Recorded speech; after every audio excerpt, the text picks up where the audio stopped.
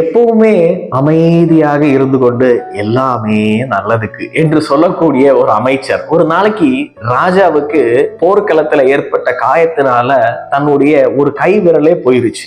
கை விரல் இல்லாம வந்த ராஜாவை பார்த்ததும் அந்த அமைச்சர் அமைதியாக இருந்துட்டு சொல்றாரு, எல்லாமே நல்லதுக்கு அப்படின்றார். இதை பார்த்த உடனே ராஜாவுக்கு ரொம்ப கோபம் வந்துருச்சு. அந்த அமைச்சரை சிறையில் அடைக்கிறதுக்கு உத்தரவிடுறாரு. அமைச்சரை சிறையில் அடைக்கிறாங்க. அந்த சிறையில் அடைக்கப்பட்ட அந்த 2 மாதங்களுக்குள் ராஜா என்ன செய்யறாருன்னா தன்னுடைய போர் வீரர்களுடன் வேட்டையாடுவதற்காக காட்டுக்குள்ளாடி செல்றாரு. காட்டுக்குள்ளாடி போன உடனே திடீர்னு ராஜாவுக்கு திசை மாறி ராஜா காட்டுக்குள்ளாடி சிக்கிறாரு. காட்டுக்குள்ளாடி சிக்கின ராஜா காட்டுவாசி மக்கள் இடையில போய் சிக்கிறாரு. அந்த சிக்கின உடனே காட்டுவாசி மக்கள் என்ன பண்றாங்கன்னா, அவங்களுக்கு ஒரு பழக்கம் இருக்கு, மனிதர்களை பலி கொடுக்கக்கூடிய ஒரு பழக்கம் இருக்கு. அப்ப ராஜாவை பார்த்த உடனே இவரை பலி கொடுத்துடலாம் என்று முடிவு செய்து ராஜாவை பலி கொடுக்கறதுக்காக முடிவு செய்யறாங்க. அப்படி பலி கொடுக்கறதுக்காக முடிவு செய்யக்கூடிய நேரத்துல ராஜா பலமுறை சொல்றாரு, நான் தான் ராஜா, நான் தான் ராஜா, நான் தான் ராஜான்னு. ஆனா காட்டுவாசிகள் யாரும் நம்பவே இல்லை.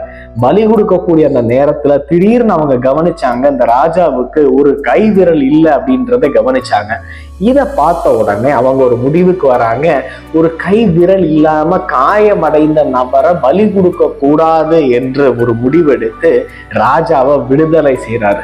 ராஜா அந்த மகிழ்ச்சியோட அமைச்சரையும் விடுதலை செய்து அமைச்சர்கிட்ட மன்னிப்பு கேட்டுட்டு சொல்றாரு, நீங்க சொன்னதுதான் சரி, அமைதியாக இருப்போம், எது நடந்தாலும் நல்லதுக்கு அப்படின்றத சொல்றாரு.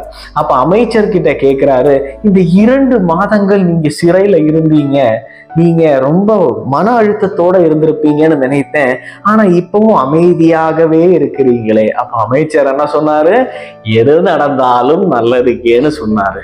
அப்போ ராஜாவுக்கு ஒரே குழப்பம்.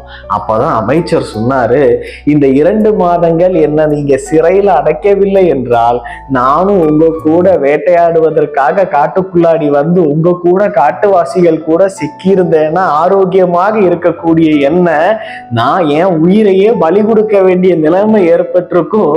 ஆனா இன்னைக்கு நான் உயிரோட இருக்கேன்னா நான் சிறையில இருந்ததுக்கு தான் காரணம்.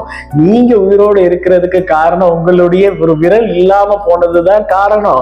அப்ப அமைதியாக இருப்போம், எது நடந்தாலும் நல்லதுக்கு அப்படின்றத இதுல இருந்து புரிந்து கொள்ளலாம். இதே மாதிரிதாங்க வாழ்க்கையிலையும் சில மனிதர்களோ சில சூழ்நிலைகளோ இல்ல நாம வெற்றி அடையணும் என்று செல்லக்கூடிய பாதைகள்லயோ பயணத்திலேயோ ஏற்படக்கூடிய தடைகள் அத்தனையுமே எது நடந்தாலும் நல்லதற்கு, நாம போற பாதை தவறானது என்று கடவுள் அல்லது பிரபஞ்சம் சொல்கின்றதாக இதுல இருந்து நான் புரிந்து கொண்டேன்.